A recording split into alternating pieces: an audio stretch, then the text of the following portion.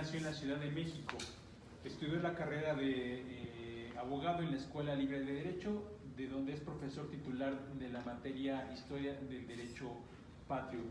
Su labor vocacional se ha encaminado al campo de la divulgación de la historia mexicana. Ha publicado más de 40 libros y centenares de ensayos y artículos en esa especialidad. Se ha desempeñado también como coordinador de investigación histórica de Editorial Clio. Fue también secretario general de la Escuela Libre de Derecho. En 2003 fue nombrado profesor invitado en el Colegio de Defensa Nacional. En 1990 obtuvo el Premio Nacional a la Mejor Recreación Literaria sobre los símbolos patrios con el cuento El Abanderado. Y en 2005 el Premio Nacional de Historia, otorgado por la Sociedad Neolonesa de Historia y Geografía. El pasado 2017 recibió la condecoración Victoria de la República, concedida por la Sedena, en reconocimiento a su tarea de rescatar la historia de las Fuerzas Armadas de México. Durante 2009 y 2010 se desempeñó como coordinador ejecutivo nacional de la Comisión Nacional Organizadora de las Conmemoraciones de 2010 para el Bicentenario de la Independencia de México. Fue director general del Instituto Nacional de Estudios Históricos de las Revoluciones de México, el INER, de 2008 a 2012. Actualmente secretario académico de la Escuela Libre de Derecho en la Ciudad de México. Gracias, muy buenas tardes tengan todos ustedes. Créanme que para mí hoy es un día muy especial en mi vida. Por supuesto, debo agradecer primeramente a el Instituto Nacional de Bellas Artes que me haya invitado en esta ocasión, porque hace un rato se lo comenté a nuestro anfitrión, pero él no sabe el vuelco que me dio el corazón cuando me convidaban a participar en este homenaje con motivo del centenario de José Fuentes Mares. En realidad no lo sabe nadie, lo sabía yo, mi familia, como ahorita comentaré, porque si alguien ha sido decisivo en mi formación fue precisamente José Fuentes Mares, y eso aclaro que solamente lo vi un par de veces en mi vida y por muy breve tiempo en ambas ocasiones. Sin embargo, tengo perfecta conciencia de que desde muy niño, en los libros que mi papá me suministraba, tendría yo 8 o 9 años, leí las memorias de Blas Pavón, de José Fuentes Mares. Y mi madre asegura que ese día fue cuando decidí que quería escribir historia. No ser historiador porque luego dicen que como no tiene uno el título de eso, pues no pudo ejercer la carrera, pero escribo historia, lo he hecho toda mi vida.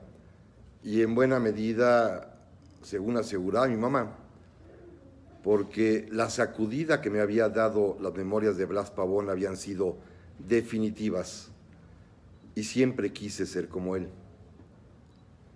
Con el paso del tiempo fui buscando, comprando, adquiriendo todos sus libros, leyéndolos por supuesto, emocionándome con sus relatos, captando la profundidad de su investigación histórica y la belleza de la manera de escribirla en un castellano pulcro, limpio, elegante, emocionante. Y de alguna manera el gusto se convirtió en adicción y la adicción finalmente en forma de vida. Aprendí de él muchas lecciones, una de ellas la originalidad de los argumentos, otra más la capacidad para debatir y disputar, una siguiente para mí fundamental, el mantener libre la profesión de historiador fuera de los subsidios, viviendo de sus propios recursos, y algo para mí esencial y fundamental en mi propia vida, el saber arriesgar a la prueba de ácido del mercado de libros. Que los libros los compren las personas que quieren leerlos. Asistir a una editorial que tenga la osadía de publicarlo a uno, arriesgando y apostando porque habrá lectores que sean capaces de adquirirlo, disfrutarlo y más adelante volver a comprar otro más de ese mismo autor. Lección grande que me dio a mí Fuentes Mares y que decidí aplicar, por supuesto, a mi propia existencia. Déjenme hacer un segundo prólogo.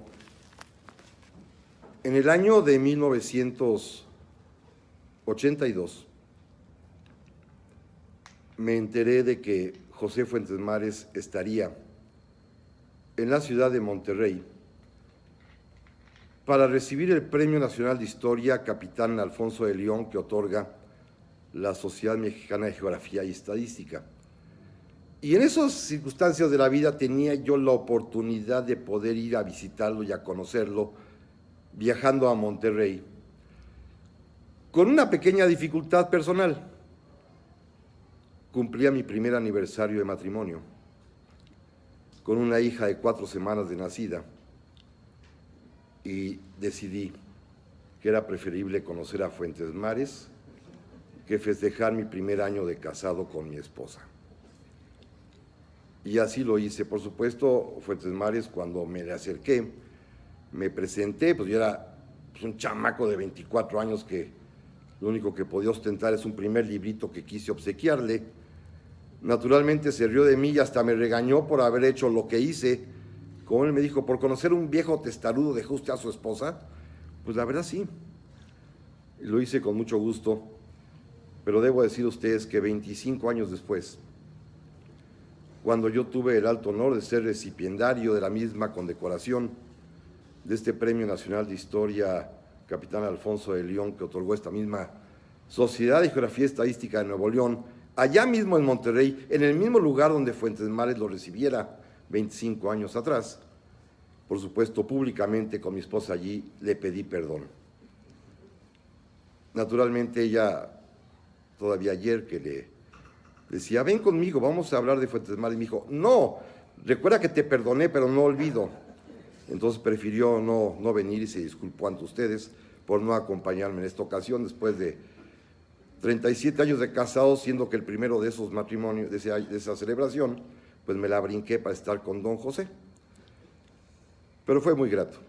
Ella finalmente lo entendió, porque entendió y comprendió que ese era mi modelo de vida, que ese era el ejemplo de lo que yo quería realizar como historiador o como escritor de historia, porque tanto Fuentes Mares como yo no estudiamos historia jamás,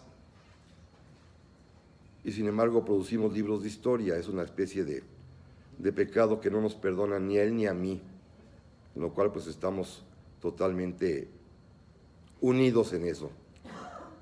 Hoy quiero decirle simplemente a José Fuentes Mares lo que no pude decirle en su vida, porque finalmente la leucemia lo arrebató muy temprano, y que gracias a él, a su ejemplo, he podido hacer lo poquito que he logrado en mi existencia, quizás en un afán de seguirlo, que no de imitarlo, pero sí de abrevar de sus lecciones y de su experiencia de vida.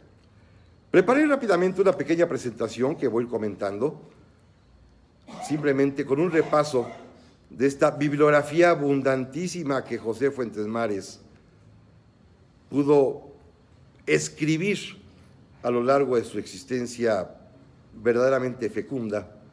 Y como él mismo lo cuenta en sus memorias, entre los avatares y problemas propios de tener que llevar recursos para que coman en su casa, de tener que pagar la renta, de finalmente tener que viajar, pagar sus estancias en el extranjero y de vez en cuando recibir alguna que otra beca que lo auxiliaba, pero siempre con el Jesús en la boca de un hombre que vive de su trabajo. Esto es José Fuentes Mares, un repaso a su obra completa. Primero, como ya se dijo, su obra máxima, que él mismo calificó así, como ya bien lo señaló el doctor Orozco, que es su tetralogía de Juárez. El primero de ellos, Juárez y los Estados Unidos, por supuesto, no me voy a tener mucho, que se refiere al McLean Ocampo, tema que ya se examinó a su momento.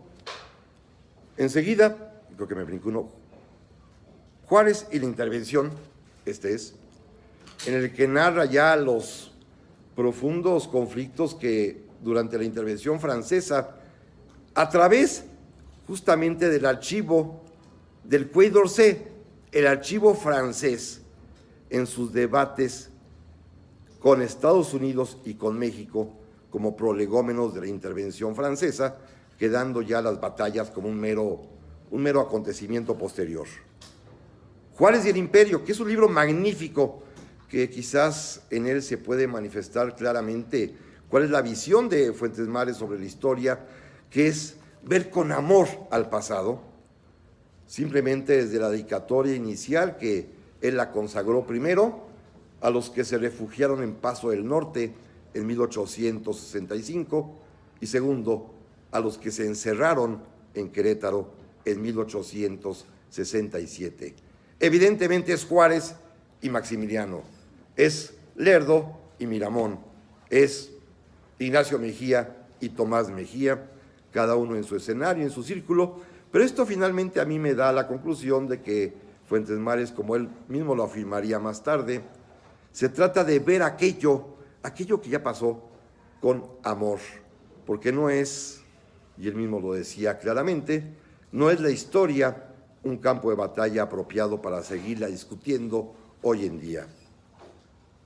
Juárez y la República, que es un libro excelente donde habla ya de los problemas que tuvo que enfrentar don Benito a partir de que se consolida el triunfo de la República en 1867, y cuando don Benito ya no tiene pretexto para gobernar sin la Constitución, y tiene que hacerlo, y advierte que le estorba mucho. Y poderla cambiar, poderla modificar, va a ser finalmente el tema de este libro, que no les digo el resultado para que ustedes lo lean. Su primer libro, que fue magistral, Poinsett, la historia de una gran intriga, que es un libro fabuloso. Es la denuncia contra los masones mexicanos, en pocas palabras, y por la fundación del partido yorquino, de la logia yorquina, y de todos los trastornos que trajo a México, por supuesto muy al estilo Fuentes Mares, pero que sin embargo es verdaderamente ilustrativa para comprobar el acerto famoso de que los Estados Unidos a través de las logias tuvieron muchísimo que ver en el devenir nacional. El Poinsett, ese ya me lo pasé, creo que hay uno repetido. Ah, y Santana, por supuesto. Santana, que esta es una joya. Si se quieren divertir, lean Santana. Él mismo le puso como título Aurora y ocaso de un comediante, porque eso era. Santana es un personaje digno de psicoanálisis, no lo dice Fuentes Mares, lo digo yo, pero después de leer a don José cómo describe magistralmente algunos capítulos que son sobresalientes, como por ejemplo nunca he visto ninguna otra narración que sea verdaderamente tan hilarantemente triste como cuando Santana se queda dormido poquito antes de la batalla de San Jacinto y es derrotado por Samuel Houston. Es un capítulo que él mismo le llama La siesta de un fauno. Es algo espectacular. Hizo libros que él llamó de probeta, libros que obtuvo financiamiento del Colegio de México para poder investigar, como este que está aquí, que es la génesis del expansionismo norteamericano, que es la historia muy bien documentada en archivos norteamericanos de la famosísima teoría que ha sido tan dañina para México del destino manifiesto. Esta visión de los Estados Unidos de que tienen el derecho de ser los redentores de los demás países, sobre todo si son católicos, para poder llevar la bondad de la libertad protestante, por supuesto, a su manera, y que, como hoy sabemos, pues sigue tan campante y nuestros gobernantes se siguen inclinando. Otro libro que él también llamó de probeta o de laboratorio, que es La emperatriz Eugenia y su aventura mexicana, que consiste en el examen rigurosísimo de los archivos franceses en lo que tiene que ver con las ideas propias de esta mujer que llegó a sentirse una segunda Isabel la Católica, la regeneradora de la raza española en América, y que tuvo además como comparsa o cómplice a un mexicano que estaba enamorado de su mamá, que se llamaba José Manuel Hidalgo y Esnaorizar. No andaba con la emperatriz, andaba con la mamá de ella. Como bien dijo el doctor Orozco, también José Fuentes Mares tuvo incursiones en la filosofía y en el derecho. Su tesis de maestría de filosofía la encontré, es esta Ley, Sociedad y Política en San Agustín. También me encontré por ahí su tesis de licenciatura de abogado, que tiene que ver sobre la filosofía de Kant y la teoría política liberal, y su tesis de doctor en filosofía, que es una vuelta más a Kant, pero ya desde el punto de vista más profundo de su visión social y política. No dejó de escribir este hombre nunca, ¿eh? Comenzó su vida de escritor prologando con un estudio introductorio muy sabio la obra del positivista mexicano número 1 de nuestra historia, el doctor Gavino Barreda. También, por supuesto, escribió el libro que ya hizo referencia ampliamente, El doctor Orozco y México se refugió en el desierto, que es un libro que el cual él medio se arrepintió un poco porque ahí mismo declaró y confesó su pecadito. Le pagaron por hacerlo y no salió a gusto del cliente. Entonces quizás fue parte de sus desazones en la vida. Pero a veces hay que comer, no queda de otra, como él mismo lo dice. Y hay que vender la pluma, pues no queda de otra. En cambio, la fortuna lo sonrió y un buen día le prestaron un legajo de cartas inéditas, justamente escritas en Chihuahua, que narra la relación amorosa, pues en realidad frustrada, de Sebastián Lerdo de Tejada, ese presidente solterón eterno, que sin embargo tuvo o quiso tener un amorío con una señorita chihuahuense quinceañera y que no prosperó porque la señorita prefería pues a alguien de su edad, ¿verdad? No un rucachón político que debe haber sido aburridísimo. Y Fuentes Mares platica cómo tuvo la oportunidad de encontrar estos manuscritos inéditos y los convierte en un libro, al igual que años después también tendrá la oportunidad de ser el primero, después de muchísimo tiempo, de publicar el proceso completo del juicio de Querétaro, en el que fueron juzgados y condenados a muerte Maximiliano, Miramón y Mejía, con un estudio introductorio de don José que es verdaderamente imprescindible para entender el final del imperio.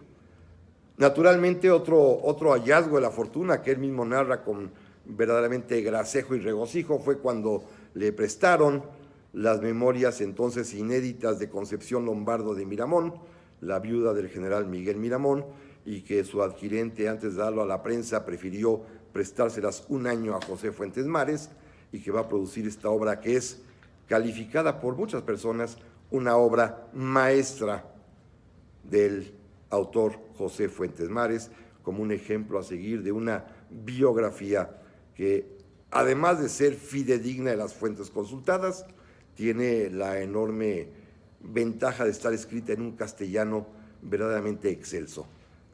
Déjenme presumir, me lo pudo dedicar en vida. Ya no les digo ni qué dice, dice cosas bonitas. Más adelante escribiría una biografía muy polémica, en un momento en que justamente, como bien señaló el doctor Orozco, su hispanismo ya había tornado un poco y dado un giro hacia entender que lo hispánico éramos nosotros, no los españoles, porque algún día, estando en España, alguien le preguntó, oiga, ¿ustedes que son los mestizos? Y Fuentes Mares respondió, no, yo sí soy el descendiente de los españoles conquistadores, ustedes, los de aquí, no. Mi abuelo vino a conquistar América y el suyo se quedó cuidando puercos en el pueblo. Bueno, escribió esta biografía magnífica de Cortés, Cortés el hombre, que es verdaderamente polémica y que ocasionaría en su tiempo que se armara todo un programa de televisión para que lo atacaran, y no pudieron con él todos los escritores a sueldo del Estado, del Instituto Indigenista y esas cosas que todavía le pegan de pedradas a Cristóbal Colón los 12 de octubre. También me lo dedicó, este fue el que me dedicó cuando lo conocí, exactamente el día de mi primer aniversario de matrimonio, pero le dije, no le pongas, si no me lo van a quemar en mi casa. También don José le entró al teatro, y esto es algo, pues es algo, no, este es sí es el teatro, no, sí, no, este es Monterrey, perdón, es que aquí no alcanzo a leer bien, y como todavía no tengo el tercer ojo allá atrás, no alcanzo a ver. Monterrey es un libro muy bonito que escribió justamente a propósito de que le otorgaron este premio que he comentado, porque se sintió muy agradecido con Monterrey como una ciudad distinta que tenía la magia de que en medio del desierto, en el calor extremo en el que viven, pudo haber gente que no solamente pobló el sitio, sino que hizo empresa. A base del esfuerzo y el trabajo privado, lograron construir emporios que únicamente responden al deseo de las personas de poder crear, trabajar y progresar. El libro termina con una narración contemporánea que fue, creo, muy extraña en él, porque cuenta con lujo de detalles finalmente el secuestro y el asesinato, el intento de secuestro y asesinato de aquel empresario famosísimo, don Eugenio Garza Sada, que ustedes recordarán que en tiempos del presidente Echeverría fue cruelmente y salvajemente asesinado. Escribió una biografía de otro empresario y esta no la confiesa ni en sus memorias, pero yo me la encontré. Y estoy seguro que fue pagada, no tengo duda alguna, usted me va a sacar de la duda, porque es la biografía de un empresario muy, muy poderoso de Chihuahua, don Eloy Ceballina, fundador de instituciones industriales de crédito y finalmente pues un hombre muy, muy rico. Y don José en sus memorias no habla de ella. Entonces, espero que no sea un libro vergonzante, pero yo sí me lo encontré. Le entró a la novela. Antes de escribir Servidumbre, escribió una que se llama Cadenas de Soledad, y les voy a confesar que es la única obra de él que no tengo. No estoy bromeando, espérenme. Aquí hay 12 kilos de libros, todo Fuentes Mares completo, lo que les traje aquí, está aquí. No crean que fui a la biblioteca a fotografiar las portadas. No, todo está en mi casa. Para desesperación de mi esposa, por supuesto. Pero escribió una que se llama Cadenas de Soledad y él cuenta en sus propias memorias que al aparecer la novela y un crítico destrozarla y decir que era una auténtica basura, él compró toda la edición, la guardó, la quemó, la destruyó y no sé qué. Entonces por ahí ha de haber 3 o 4 fuera. El día que encuentre uno lo voy a adquirir. Si alguien me lo tiene ustedes, me lo puede vender, yo se los compro. Pero es el único libro que carezco de él. Después escribiría Servidumbre, que es una novela autobiográfica de su niñez, de sus problemas con su maestro que pensaba que no servía para nada y que nunca iba a dar golpe en la vida. Entonces trataba de demostrarle a su propio maestro que finalmente sí había hecho algo y había sido incluso más famoso que su profesor. Se metió de novela policíaca también, le entró a este vicio del hablar de crímenes que se llama El crimen de la Villa Alegría. No me gusta mucho, les he de confesar que medio aburridona, pero bueno, le entró al prurito policíaco y le entró al teatro. Aquí sí es glorioso. Él mismo en el prólogo de este pequeño librito que se llama Teatro, que contiene 4 piececitas que escribió, dice que el arte más difícil del escritor, el prosista, ensayista como lo era, es complicado. El novelista es más complicado, pero el dramaturgo, según él, es el alto grado de complejidad para un escritor, porque tiene que sintetizar, construir, redactar, ser preciso, conciso, ameno, emocionante y tener al público totalmente expectante de lo que está pasando. Y creo yo lo consiguió. Una de estas 4 obras, inclusive se representó muchas veces, la que se llama Su Alteza Serenísima, y que, según entiendo, en los años 50 y 60 fue un auténtico éxito de taquilla, por lo menos en los teatros en la Ciudad de México. Y esta que es, se la recomiendo, esto es para pasar el fin de semana más hermoso de su vida, leyendo a Fuentes Mares cómo platica de la gastronomía y de la bebida, lo que es una paella, lo que son los camarones, lo que es un buen vino, lo narra de tal suerte cuando dice que finalmente la gula, en vez de ser un pecado capital, debería ser una virtud celestial, el arte del buen comer. De veras, es una cosa magnífica. Sus cuestiones de hispanófilo y después hispanófobo, las va de alguna manera a sacar del fondo de su alma con este libro que se llama Historia de 2 Orgullos, que tiene una primera edición, que es el conflicto que había entre España y México en los días de la Guerra Civil, que en España, y lo tengo, las que no lo puse, se llamó El Tesoro del Vita, que es un asunto menor en este libro, pero a lo mejor ustedes están enterados de este tema que es muy interesante, cuando la República Española decidió enviar en un yate llamado el Vita el tesoro del Banco de España a México, y aquí en México va a servir para constituir lo que fue en su tiempo Somex, el Banco Somex, que era una financiera hipotecaria de fomento industrial, y que el gobierno mexicano, decían los españoles, expropió a la mala y se convirtió en un banco público. Este es un capítulo menor del libro porque en realidad está platicando este problema de las relaciones tan complejas en un marco, como decía otro gran escritor, Marco Antonio Almazán, con este país que es España, con el cual nos unen nuestras diferencias y nos separan nuestras semejanzas. Son como nosotros no nos podemos llevar. Vean lo que pasa en las Cortes españoles, lo mismo que pasa en el Congreso de aquí, nada más que a niveles de allá. Allá se llaman Juntos Podemos, ya que se llaman Morena, es lo mismo, ¿no? También escribió este libro que es totalizador, que se llama Biografía de una Nación, que ya es un intento muy maduro, más bien ya constaba él en la tercera edad, de dar una visión panorámica completa de la historia de México, desde los días de Moctezuma hasta López Portillo, que casi son lo mismo, según en conclusión del propio José Fuentes Mares, pero es una historia bastante divertida. No creo que sea muy fidedigna, sino que más bien creo que ahí sí le ganó muchísimo el arrastrar la pluma y ponerse sentimental y cargar sus iras, pero sin embargo no deja de ser una lectura verdaderamente interesante. Este es el que les comentaba, el primero que leí, fíjense, se publicó en 1966, entonces tenía yo exactamente 9 años cuando mi papá lo llevó a casa, y fue el primero que leí de él y me dejó totalmente hipnotizado, por decirlo de una manera suave. Publicaría más adelante este que es muy divertido, que se los recomiendo, Las Memorias de un espectador de la Revolución Mexicana, que es un personaje inventado por él y que por supuesto destroza maravillosamente a los revolucionarios y al PRI. Vale la pena nada más por eso, para enterarse de todas las pillerías de Carranza, Obregón, Calles y demás. Más adelante, cuando se volvió ya un bestseller, porque hasta aquí vivía sus libros, pero no era para tanto.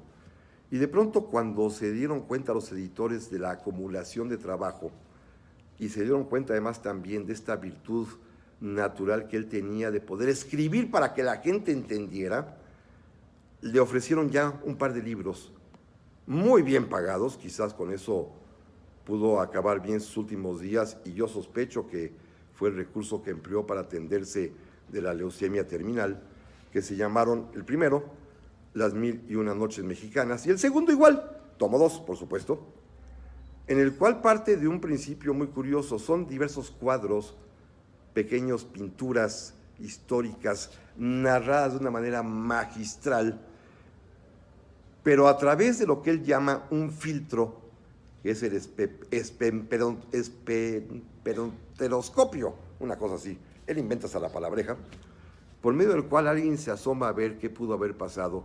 Y entonces les recomiendo que no se pierdan lo que pasó en Huitzilac, según Fuentes Mares. Cuando matan a Serrano y compañía por órdenes de Calles de Obregón, la escena que narra Fuentes Mares es una viveza, al igual que la que cuenta del suicidio de Manuel Acuña. Bueno, siente uno que está presente, porque Fuentes Mares quizás logró hacer que la lectura se convirtiese en imaginación, y el efecto mágico es que de veras la mente parece que lo está viendo lo que está escribiendo Fuentes Mares, pues esa altura de maestría pudo alcanzar. Déjenme terminar con un par de cosas. La mejor obra de Fuentes Mares desde el punto de vista de filosofía de la historia es este pequeño librito, que consiste en su discurso de ingreso a la Academia Mexicana de la Historia, que por cierto hoy, 12 de septiembre, conmemora un aniversario más de su fundación, y en honor a eso, hoy, 12 de septiembre, bendito sea Dios que hoy me tocó hablar de Fuentes Mares, es el Día en México del Historiador, por lo cual me honra hablar hoy de un gran historiador mexicano. Este librito pequeño, repito, es una cátedra de sabiduría histórica, de filosofía de la historia, en donde explica claramente por qué un historiador no puede ser objetivo, porque finalmente es un ser de carne y hueso que tiene pasiones y que tiene, pues, formas de ver la vida a favor o en contra, y que la historia para él, una definición que a mí me encanta, es simplemente el quehacer subjetivo sobre un hecho objetivo. ¿Qué es lo subjetivo? Pues la mente del historiador que está trabajando esos documentos, que está reflexionando, interpretando y escribiendo contra el objetivo del dato documental, que finalmente él dice, no hay nada más aburrido que una historia de documentos y que una historia en la cual los seres humanos no tienen participación. Antes de morir, logró terminar, que se publicaría ya después de su fallecimiento, sus propias memorias, que se llamaron Intravagario, que me imagino, y lo digo con todo respeto, las regalías habrán servido para su funeral y para salir de los apuros económicos en que dejó a su familia, porque finalmente, pues no es ni Octavio Paz, ni Carlos Fuentes, ni Enrique Krause, ¿verdad?